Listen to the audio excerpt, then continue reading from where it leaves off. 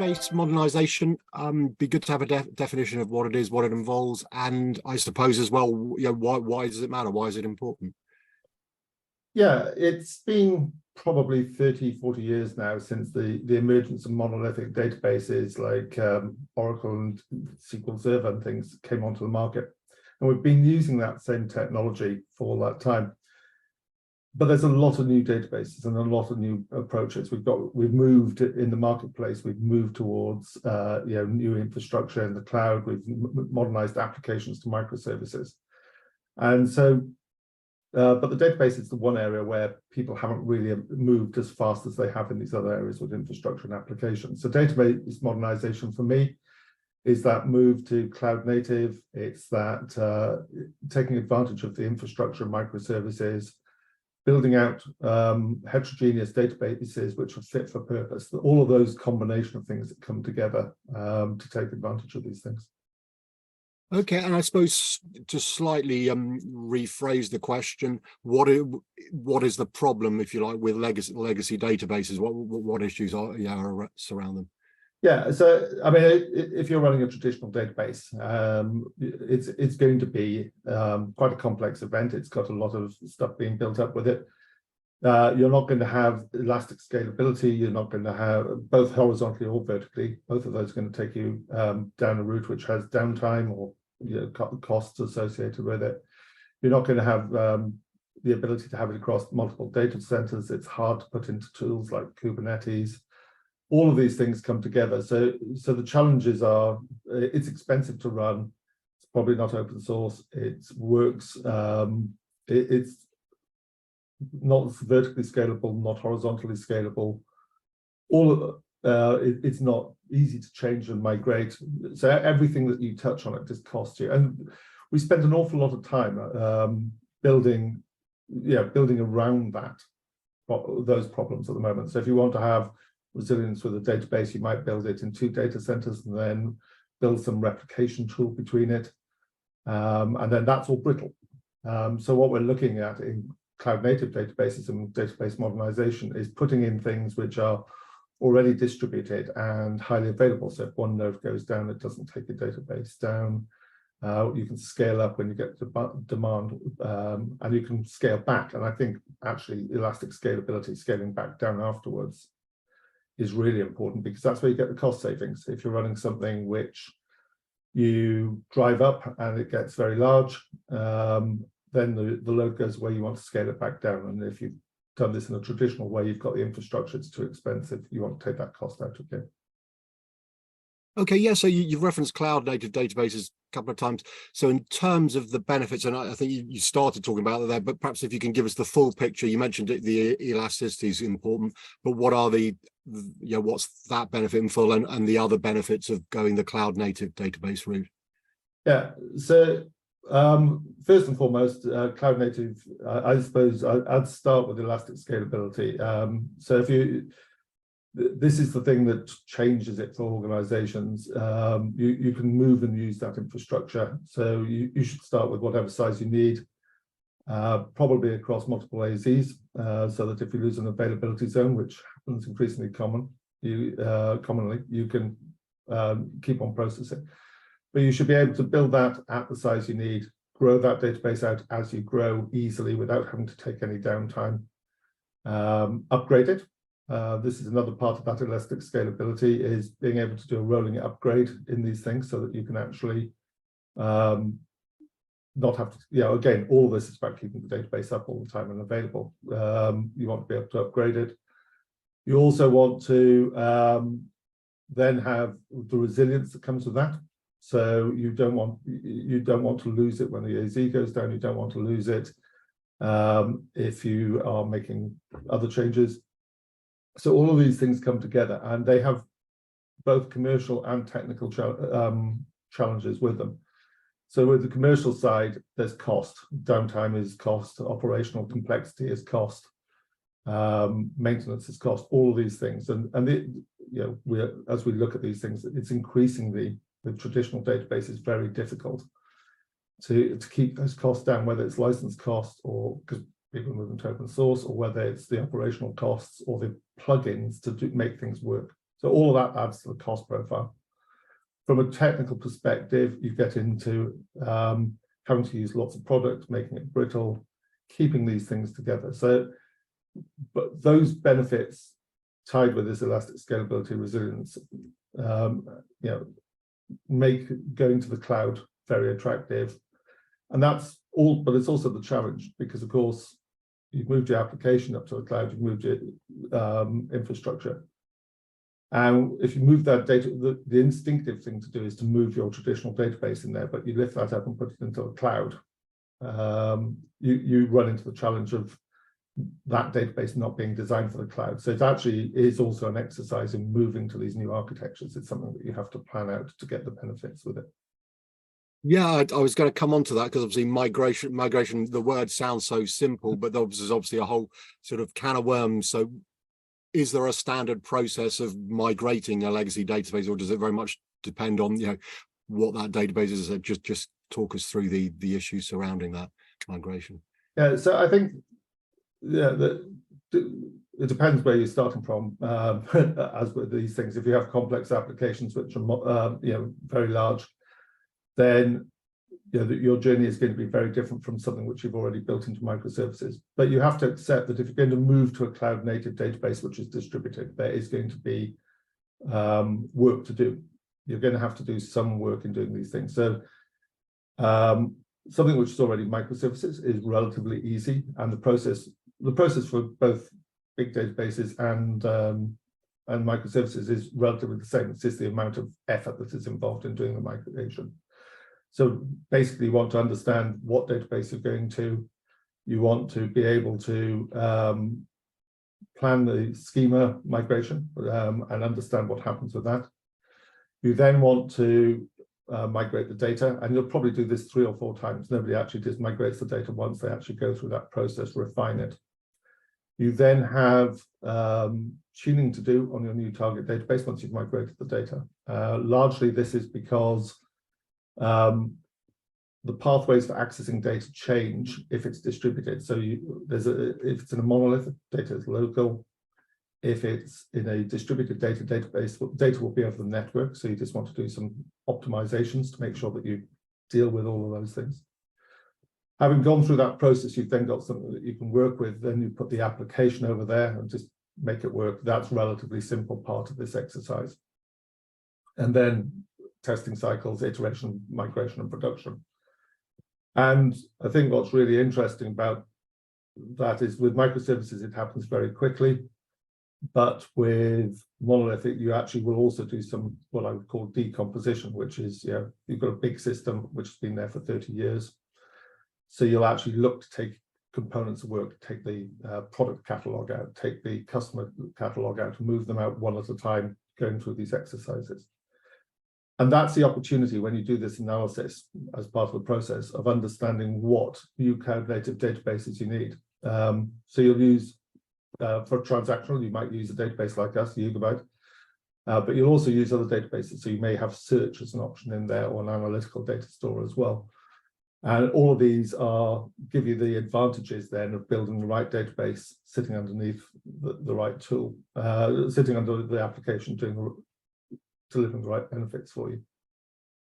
And do you, if I missed it, apologies, but do you have to redesign the data layer as part of the migration process, or again, does that depend? Or yeah, I think that for me, choosing these new databases and choosing the right databases is that redesign of the data layer. So you actually look at what you want the database to do. We've traditionally had one database, and it tries to solve all the problems that you have with it. If you're doing something which is very highly transactional, that part of the application needs a transactional database, which is going to be highly performant and scalable with it. But the other reporting can be done by a reporting database, and the search component or the caching component can be done by another database. So having this, you actually come down to a templated design of the data layer, which uses these heterogeneous databases and pulls them all together. And I'm just wondering as well, in terms of time frame, I mean, I appreciate, obviously, depending on how many databases, how large they are and complex, but I mean, do you recommend, I suppose, to companies to do it as quickly as possible, throw a load of resources, or can they do it over a period of time? What is there any sort of recommended approach? I think it depends on how your organization's done, but you're actually working either with, so a couple of factors which affect this. First is access to people, and the second one is tooling. So with access to people, you've either got the people who know it in-house, or there are a number of organizations now who are specializing in helping people move to those ones. And then there's tooling. So at Yugabyte, what we've done is we've built a tool called Voyager, which does many of the steps I talked about, the analysis and things, and profiles it, so, as well as doing the actual migration. Now, these always have some manual elements to it, but if you can automate a large amount of that work, then you can take those things out, and that massively affects the time. For organizations, the range is as big as the organization. So we're dealing with one organization in the US, very big organization, and it looks exactly like you'd expect it. It's got 1,000 instances of traditional databases. And their plan literally is to move everything to cloud native and to distributed systems from these traditional monolithic databases. But the plan is huge. It's 10 years. But they've got 10,000 instances, so this is actually quite aggressive, and they are using this blend of everything else. They've done an assessment. They've got applications which are going to end of life during that time frame, so they're not touching. They've got new applications being developed which are using all the technology for the data layer, and then they've got the big chunk of the ones in the middle which they're migrating, and they've then partitioned this into exactly the way I was describing it. They've got some they're doing in-house with their own team, some that they're doing with the vendors like us, and some they're using partners with where they can automate it. So all of these approaches come to it. But yeah, I've seen migrations for, we're currently doing one for a company which does tracking of components for manufacture. They track components. They've got 10 databases. We're using our Voyager tool to do that. And the whole exercise is scheduled to be done in 90 days because they've got 10 databases, but they're all well-designed, simple monolithic databases and for microservices. And so we completely can automate the whole process with it. But I think we found one thing that we couldn't deal with it. So it's possible. It takes planning, but and I think planning and understanding the catalog, which is part of what we do before we migrate, is a key part to understanding how long that's going to take. Okay, and in terms of that process, I mean, I presume there are some pitfalls to watch out for, and also that depends partly whether you decide to go it alone or potentially involve a company such as yourself. So yeah, any advice you can give to people as to what to watch out for, whether they're trying to do it themselves or engaging with a partner to help them in that process? Yeah, I think what it comes down to is understanding what you've got. So without picking on any particular vendor, but with Oracle, if you've got an older application, you're going to have a lot of things like stored procedures. These are going to make databases inherently complex to migrate because you've got a lot of the business logic buried down in there. So understanding that and processing that takes a lot of time. Whereas more modern applications have already moved the business logic up into the application. So categorizing these and understanding these things there gives you the right targets for automation, gives you the right opportunities to deal with these different things. And in terms of, I suppose, if there was a perfect sort of process for migrating cloud native database, what would that look like in terms of the various stages along the way? Yeah, so what we would do typically is we'd basically go through and run an analysis across this, figure out all the databases that needed to be done, then build a complexity model of each one. We would then run through each one doing an automated code migration with this. That gives you the majority of the code, and that you can very quickly see how much you've got left to deal with that. Having done that, you then can estimate. All of this is very cheap, relatively cheap and free to actually do. So you can do this typically in a couple of days for any given database. Once you've got that, then you can plan the resources that you need to do the tuning of that one, which is finding the right database, If it's analytical, you want a different one from a transactional. If you're doing search, so you understand those processes. They just become checkboxes. After you've done a couple of these ones, you very much understand what you want to do.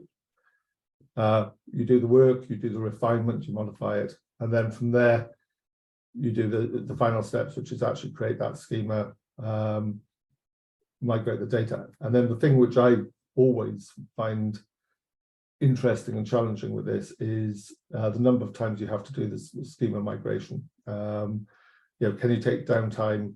How have you tested all the application aspects of it? Have you tested that everything still works? Also, do you take downtime? So we have tools to allow you to do a live migration where it's copying, you're still writing to one application, it copies all the data over to the new database to Yugabyte. And at some point you have a cutoff, and it's very brief with that. But what you could also do is batch, where you actually shut the system down, export it, and then bring it up on the other one. And these decisions have to be taken about what's availability. It's easier to do it in batch, it's less complex, less fraught. But obviously you have downtime. So it depends on the business requirements that you're trying to drive out of these things. Okay, so in terms of if companies and users are looking at this process, or maybe they've tried it and they've had problems, been disappointed in the past, or they are frightened of it and therefore have held off doing it because I think fear is more common than failure. I think it's an interesting one. I should let you finish the question, but fear comes.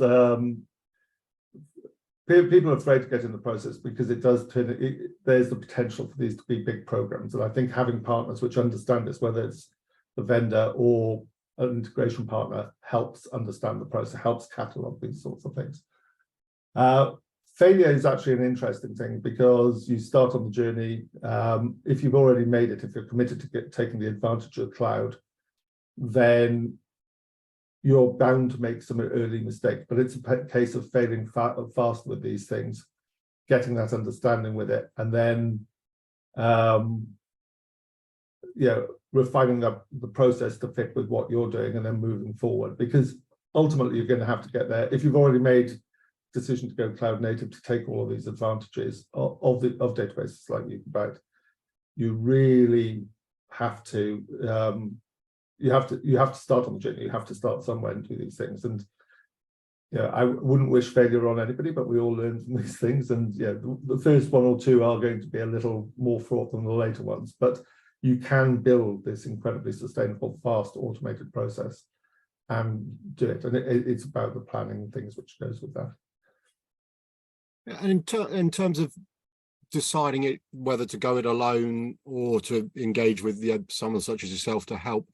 I don't know, is that just a question of how confident I suppose they are in-house with the technical expertise they've got, but also if they are going the partner route, what sort of things should they be looking for from a partner? So if a partner says a certain thing, should that be a sort of like red flag, like, okay, I'm not quite sure they're the Pope?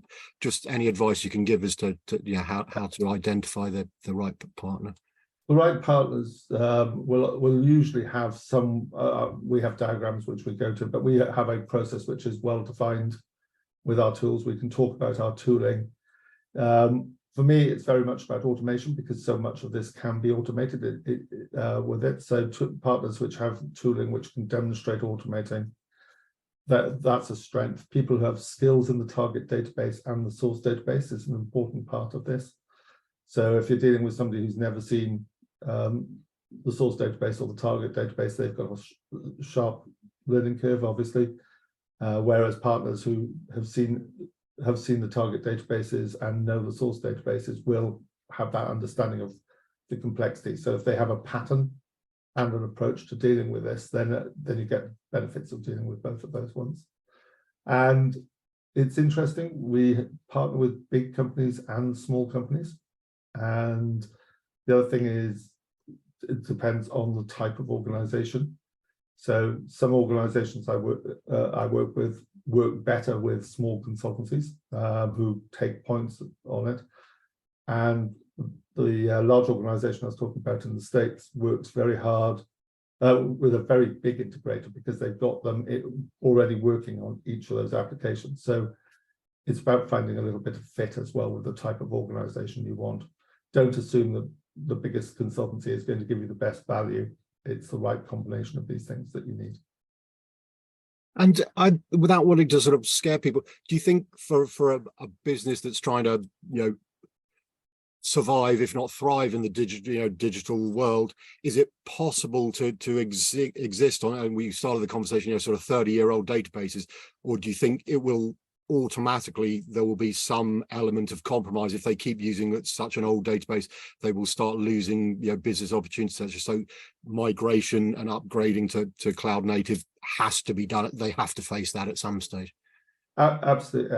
It's not, as the infrastructure carries on evolving, it's going to evolve from where it's reached now. And so all of the changes that we will see coming over the next 10 years about how people interact on the web, all the new technologies will be built on the current technologies, not on legacy ones.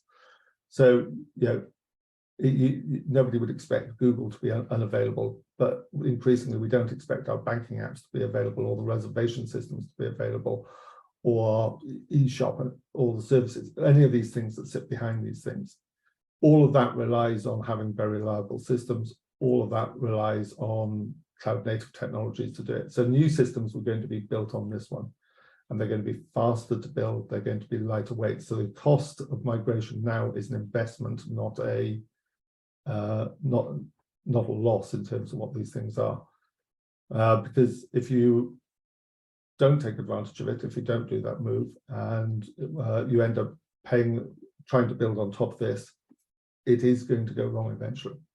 You are going to have the big outages, the big downtimes, and you are going to pay the cost of the maintenance and the operational costs, and your costs will spiral, and you'll miss opportunities in this area. Okay, maybe just finally, perhaps we should have started with it, but just for those that don't know, just a brief overview of Yugabyte would be good. And also, if you're able to share any plans, I don't know, whether you're introducing any new products, solutions, whatever, just a little bit of flavor of what's going on at Yugabyte. Yeah, I mean, Yugabyte is a modern transactional database. I mean, one of the nice things about us is that we are Postgres compatible, scalable. We're effectively providing scalable Postgres. So what we're doing is we've produced a version of Postgres which is designed to be cloud native. It runs on multiple nodes across cloud and on-premise, and it's designed to deliver those scalable and performance benefits. It's open source as well, which is great. I come from an open source background. And on top of that, we have spent a lot of money developing over the last year this Voyager program, which allows us to take those monolithic databases. We have support for Oracle, for SQL Server, to migrate those databases to Yugabyte and help either our own consultancy or the client organization or consultancy services from other vendors, from development and SI partners, to deploy, to use that Voyager tool and help with the migration. It's interesting philosophically that we recognize that migrating to, it's great to have a new database, but philosophically you have to be able to get there. Yeah, great, it's a great new toy, but if you can't get anything there to move it, then it's not worth much. So the reason we're passionate about migrating is because it helps people come to the right technologies for cloud native, and take advantage of those cloud native, scalable, resilient systems. I'm finally, I promise, because you give me a lot of your time. Open source, you referenced a couple of times. I mean, again, if someone is migrating to cloud native, would there be any sort of sensible reason, if you like, why they didn't go the open source route? Or do you think it's the perfect opportunity where, if they all maybe are using some proprietary technology, this is the great opportunity to go open source and therefore free themselves up, if you like? Yeah, I think going open source frees you in a certain direction. I mean, you still want to pay for support because you still want the support if it's mission critical with these things. But we've all moved from proprietary operating systems to Linux, and it's got easy in the cloud. so much of what we do now, I think that generation is going to come through, because it's about taking out all of these costs. Everything has to be leaner, fitter, paying large license fees, so they're all antiquated technology. Even if you've got EULAs over time, you want to break those ones. I mentioned the organization in the US doing the migration. They are trying to get out of a massive EULA with one of the big vendors because it's costing them so much. I mean, even taking 10% of their estate over will save them tens of millions of dollars a year. So that operationally comes into, in a time which is economically challenging, taking those costs out of it. The migration is less than the cost of the migration is already less than the saving they're going to make. But the beauty about the saving is they get it year on year after the migration as well. So open source now, modern transactional scalable systems is absolutely the way to go with these sorts of things. Okay, well, as I say, you give me plenty of your time and shared some great information. So, David, really appreciate it. Thank you very much indeed. Thank you. Thank you.